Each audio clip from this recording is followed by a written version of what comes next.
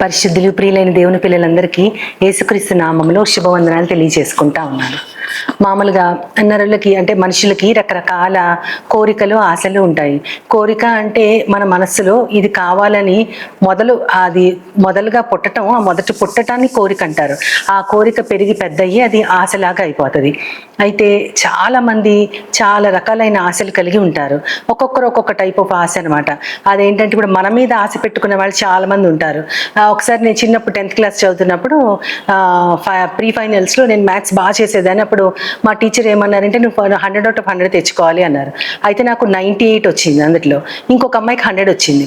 ఎప్పుడు అమ్మాయి 2 marks above ఉంటుంది అన్నమాట నా మీద. 96 వస్తే నాకు 98. మా మేడం నన్ను పిలిచి, నేనంటే చాలా ఇష్టం అనమాట మేడంకి, పిలిచి నువ్వు ఎందుకు ఇలాగా ఎప్పుడు ఏదో ఒక చిన్న పొరపాటు ఏం చేస్తావు, నువ్వు 100 out of 100 తెచ్చుకుంటావు ఫైనల్స్లో అని నేను చాలా ఆశ పెట్టుకున్నాను నీ మీద అన్నారు. అప్పుడు నేను నా కోసం కాకుండా తన కోసం నేను ఆశ తీర్చాలన్నట్టు చాలా కష్టపడి చదివేదాన్ని అనమాట. ఇప్పుడు తను నా మీద నన్ను స్వయంగా పిలిచి మామూలుగా తన యొక్క ఆశ చెప్పారు. కానీ ఇప్పుడు కార్పొరేట్ స్కూల్స్లో, ఆ తర్వాత కాలేజెస్లో పిల్లల మీద ఆ మెరిట్ ఉన్నటువంటి పిల్లల్ని 24 hours చదివించుకుంటూ వాళ్ళు చాలా టార్చర్ పెడుతూ ఆ విధంగా చేస్తూ వీళ్ళ స్కూల్ లేదంటే మేనేజ్మెంట్కి పేరు రావడానికి వాళ్ళని విపరీతంగా రుద్దుతూ ఆ విధంగా వాళ్ళ ఆశని వాళ్ళు టాప్లో ఉండాలని అందరికంటే వీళ్ళ మీద రుద్దు పిల్లల్ని చాలా బలవంతంగా చాలా కష్టపెట్టి చదివిస్తూ ఉన్నారు. అటువంటి రకాలైనటువంటి ఆశలు ఉంటాయి. కొంతమందికి తిండి మీద, కొంతమందికి బట్టల మీద, కొంతమందికి రూపం మీద రకరకాల ఆశలు ఉంటాయి అన్నమాట. అయితే మనకి ఆశలు ఉండటం సహజం, కానీ అవి దురాశలు కాకూడదని యేసుక్రీస్తు వారు యాకోబు గారి ద్వారా చాలా స్పష్టంగా చెప్పించారు. మీరు కోరుకుంటారు కానీ మీరు మీ దురాశ చొప్పున మీరు కోరుకుంటున్నారు కాబట్టి మీకు అది తీర్చబడదు అని చెప్తా ఉంటారు. ఈ ఆశలు అనేవి మనము అనేక రకాలైనటువంటి వాటి మీద ఆశలు పెట్టుకోవడం కాకుండా ఎంతో మంది మనుషుల మీద కూడా మనకు ఆశ ఉంటుంది. అదేవిధంగా మన బిడ్డల మీద ఉంటుంది ఆశ. చాలా మంది తాము ప్రేమించిన వారిని పెళ్లి చేసుకోవడానికి ఎంత ఆశపడతా ఉంటారు. అదేవిధంగా మన మీద ఆశలు ఉంటాం కాకుండా అనేక జనానికి మన మీద ఆశ ఉండొచ్చు. ఈ ఆశలన్నీ లోకానుసారంగా కలిగినవి. ఎందుకంటే యోహాను గారు తన పత్రికలో రాస్తూ ఇవన్నీ కూడా ఈ లోకాశ, జీవపు డంబము, నేత్రాశ ఇదంతా కూడా లోకంలోంచి వచ్చింది, తండ్రి వలన కలిగింది కాదు అని ఆయన చాలా స్పష్టంగా చెప్తా ఉంటారు. అయితే ఈ ఆశ అనే దాన్ని ఆలోచిస్తే దేవుడు స్పష్టంగా ద్వితీయోపదేశ కాండంలో 24వ అధ్యాయం 15వ వచనంలో ఆయన ఏం చెప్తారంటే బీదల గురించి ఆయన అంతకుముందు వచనం చెప్తూ కూలివానికి, నీ దగ్గర పనిచేసే కూలివానికి నువ్వు ఏ రోజు కూలి ఆ రోజు ఇవ్వాలి, లేదంటే వాడు బీదవాడు కనుక దాని మీద ఆ రోజు కూలి మీద ఆశ పెట్టుకున్నాడు గనక నువ్వు గనక అది ఇవ్వకపోతే సూర్యాస్తమయం లోపు నువ్వు అది ఇవ్వాలి అని చెప్తారు. నువ్వు అది ఇవ్వకపోతే గనక అతడు నిన్ను బట్టి యెహోవాకు మొరపెడితే గనక అది నీకు పాపం అవుతుంది. అంటే మన మీద ఆశ పెట్టుకోవడం కాదు, మన దగ్గర పనిచేసేవారు మనం ఇచ్చే జీతం మీద ఆశ పెట్టుకుని ఆ ఆశ నెరవేరినప్పుడు వారు మన గురించి మొరపెడితే ఖచ్చితంగా అది మనకి పాపం అవుతుంది. కాబట్టి దేని గురించి మన మీద ఆశ పెట్టుకున్నారనేది చాలా కీన్గా మనం అబ్జర్వ్ చేస్తూ ఉండాలి. అంతేకాకుండా ఇంకొక చోట కూడా ఇంకొకరు మన మీద, నరులు అంటే మనుషులు కాకుండా మన మీద ఆశ పెట్టుకునేది ఇంకొకటి ఉంది. అదేంటంటే యెషయా గ్రంథం 5వ అధ్యాయము 14వ వచనంలో పాతాళం కూడా మన మీద ఆశ కలిగి ఉంటుందంట. అంటే మనం చేస్తున్నటువంటి ఆ భక్తిహీనత వల్ల, చెడుతనం వల్ల, వీటన్నిటి వల్ల పాతాళము గొప్పగా మీ మీద ఆశ పెట్టుకున్నది, అది అపరిమితంగా తన నోరు తెరిచి ఉన్నది అని ఉంటుంది. అది చదువుతున్నప్పుడు చాలా భయం వేస్తుంది. అంటే చాలా ఆశగా ఉందన్నమాట పాతాళం మనల్ని మింగివేయాలని. ఎందుకంటే చాలా అపరిమితంగా నోరు తెరుస్తుందంటే ఖచ్చితంగా సాతానుకు తెలుసు మనం కూడా పాతాళంలోకి తోసివేయబడుతున్నాం. అందుకనే ఎప్పుడు మనం దానికి అప్పగించబడతామా అని ఆశగా ఉంది. కాబట్టి పాతాళం కూడా మన మీద ఆశ పెట్టుకున్నది. అంటే మనం ఎంతగా మనం జాగ్రత్తగా ఈ లోకంలో మనం జీవించాలి అని మనం ఖచ్చితంగా ఆలోచించాలి. ఇవన్నీ కాకుండా అసలు నరులు దేని మీద ఆశ పెట్టుకోవాలి అని ఆలోచిస్తే గనక అన్నిటికంటే మంచి వాక్యం మనకి విలాప వాక్యముల్లో 3వ అధ్యాయం 26వ వచనంలో ఉంటుంది. నరులు ఆశ కలిగి ఓపికతో దేవుడు అనుగ్రహించే రక్షణ మీద ఆశ పెట్టుకోవాలి అని ఉంటుంది. కాబట్టి దేవుడు మనకి రక్షణ అనుగ్రహిస్తాడు. దేని నుంచి ఇందాక మనం పాతాళం మన కోసం ఆశ పెట్టుకుంది అని చూసాము. కాబట్టి ఆ పాతాళంతో మనం మింగివేయబడకుండా సదాకాలం దేవునితో జీవించాలని మనము దేవుడు అనుగ్రహించే రక్షణ కోసం ఓపికతో కనిపెట్టుకోవాలని ఉంది. విలాప వాక్య గ్రంథం రాసే రాసేటప్పుడు అది రాయించబడినప్పుడు యేసుక్రీస్తు వారు ఇంకా జన్మించలేదు. ఆ రక్షణ మనకి సిద్ధంగా ఉంది, మన ఎదుట ఉంది. ఆ మార్గంలో కేవలం మనం ప్రయాణించడం, దేవుని అనుసరించడం మాత్రమే మనం చేసేది. అయితే దావీదు మహారాజు గారు అనేకమైన వాటి మీద ఆయన ఆశ పెట్టుకున్నారు. దేని మీద ఆయన ఆశ పెట్టుకున్నారంటే ఇది చాలా చాలా ముఖ్యమైనది. ఆయన చెప్తూ కీర్తనల గ్రంథంలో ఆయన ఏమంటారు, 42వ కీర్తన మొదటి 2 వచనాల్లో, దేవా దుప్పి నీటి వాగుల కొరకు ఆశపడినట్లు నా ప్రాణము నీ మీద ఆశగొని ఉన్నది, నా ప్రాణము నీ కొరకు తృష్ణగొని ఉన్నది, జీవము గల దేవుని కోసం నా ప్రాణము తృష్ణగొని ఉన్నది, నేను నా దేవుని సన్నిధిలో ఎప్పుడు కనపడదును, జీవము గల దేవుని సన్నిధిలో నేను ఎప్పుడు నిలిచి ఉందును అని ఆయన ఎంతో స్పష్టంగా చెప్తా ఉంటారు. అంటే మన ఆశ, మనం అంటాం దేవుని పట్ల నాకు కూడా చాలా భయభక్తులు ఉన్నాయి, దేవుడు అంటే నాకు చాలా ఇష్టము, ఆయన నాకు అనేక కార్యాలు చేశారని. అంటే కార్యాలు చేస్తున్నారని దేవుడు మీద నీకు ఇష్టం కలిగిందా, లేదా నిజంగా దేవుడు అంటేనే ఇష్టమా అంటే చాలాసార్లు చిన్నప్పుడు నాకు అర్థమయ్యేది కాదు. దేవుడంటే ఇష్టం అంటే దేవుడంటే ఇష్టం అంతే, అది దేవుడంటే ఇష్టం వేరు, ఆయన చేసే కార్యాలంటే ఇష్టం వేరు ఉంటుందనేది చిన్నతనంలో మనకి తెలియదు. కానీ దేవుని దేనికోసం ఆరాధిస్తున్నాం? మన జీవితపు కోరికలు తీరుస్తారనా, మన ఆరోగ్యము బాగుపరుస్తారనా, మన బిడ్డల్ని ఉన్నత స్థాయిలో ఉంచుతారనా, మనం కోరుకున్నదెల్లా ఆయన తీరిస్తేనే ఆయన మనకి దేవుడా?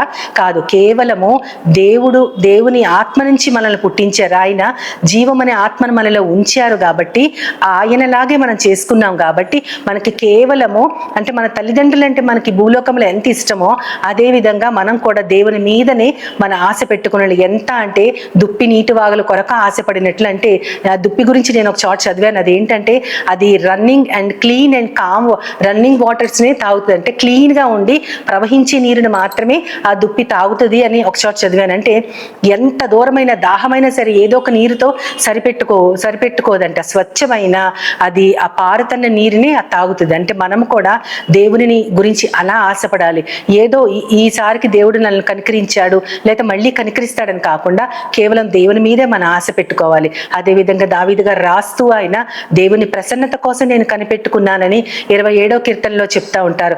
ఆయన మందిరములో ఉండాలని నాకు ఎంతో ఆశ, మందిర ఆవరణాలని చూడాలని ఆశ, నా శరీరము నా హృదయము ఉల్లసిస్తుంది అని ఆయన అక్కడ యెహోవా ప్రసన్నత కొరకు దేవుని నేను ఒక వరం అడిగి తిని ఆయన ప్రసన్నత కొరకు నేను కనిపెట్టుకున్నాను. ఎంతో ఆశతో నా హృదయము నా శరీరము ఉల్లసించాలని నేను చూస్తున్నానని ఆ 27వ కీర్తనలో ఉంటుంది. అంతేకాకుండా ఆయన మందిరావరణంలో ఉండాలని ఆశపడుతున్నాడు. ఆయన దేవుని యొక్క వాక్యం మీద కూడా ఆశ పెట్టుకుని ఉన్నాను. 119లో ఎంతో స్పష్టంగా తెలియజేస్తూ ఉంటారు. 74వ వచనంలో నేను దేవుని వాక్యం మీదని ఆశ పెట్టుకున్నానని. కీర్తనలు 63వ గ్రంథం 2వ వచనంలో ఏమని ఉంటుందంటే, నీ బలమును నీ ప్రభావమును చూడాలని నీ పరిశుద్ధ ఆలయం తట్టు నా చేతులను నేను ఎత్తుచున్నాను. అంటే ఆయన కేవలం దేవుని మీదనే కాదు, దేవుని ఆ వాక్యం మీదనే కాదు, ఆయన ప్రసన్నత మీదనే కాదు, ఆయన బలాన్ని ప్రభావాన్ని చూడాలని కూడా ఎంతగానో ఆశపడుతున్నానని చెప్పారు. అది మనకు ఆ మహారాజు గారి ద్వారా ఇవ్వబడింది. మరి ఈ కాలంలో ఎంతో మంది భక్తులు ఉన్నారు. వారు దేని మీద ఆశ పెట్టుకున్నారంటే రోమీయులకు రాస్తూ 15వ అధ్యాయం 20-21 వచనంలో పౌలు గారు ఏం చెప్తా ఉంటారంటే, ఆయన రాయబడినట్లు నేను దేవుని సువార్త అందని ప్రజలకు అక్కడ నేను సువార్తని ప్రకటించాలని ఆశపడుతున్నాను. ఇప్పటి కాలంలో మనం చూస్తూ ఉంటాము, మన మెయిన్ లైన్ చర్చెస్లో లేదంటే ఇండిపెండెంట్ ఫెలోషిప్స్లో ఎక్కడ సేవ చేస్తున్నారు అంటే దేవుని ఎరిగిన చోటే వారు సేవ చేస్తున్నారు.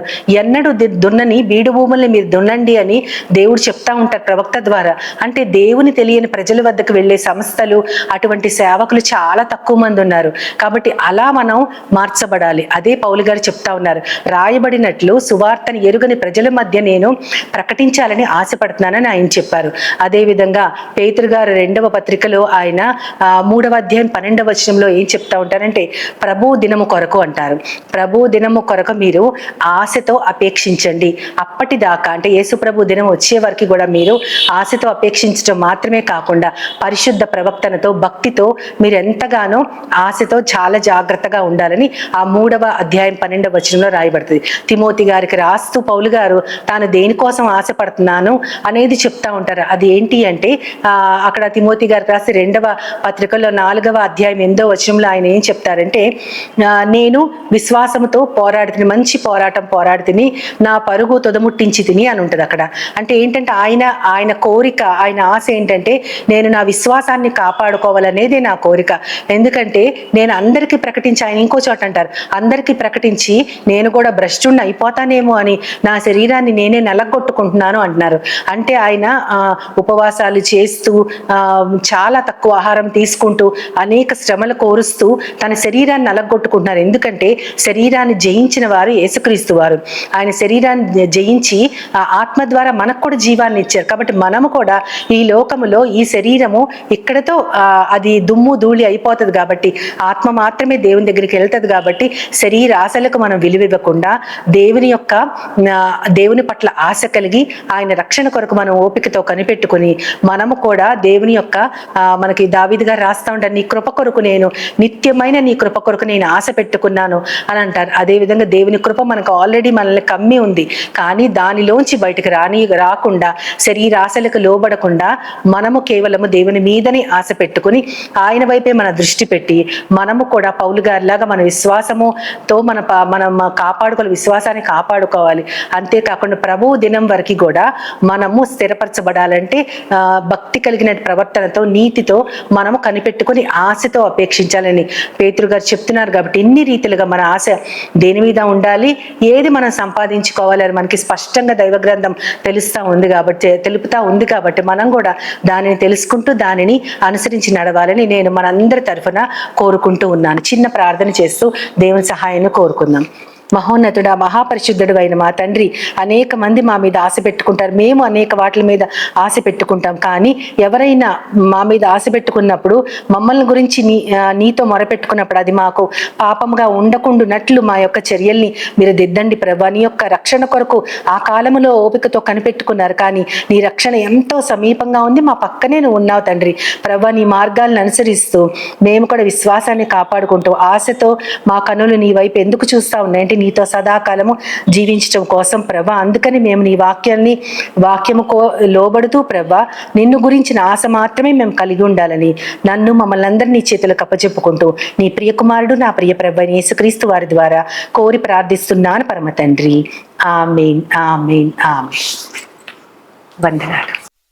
As Jesus now, He's always near.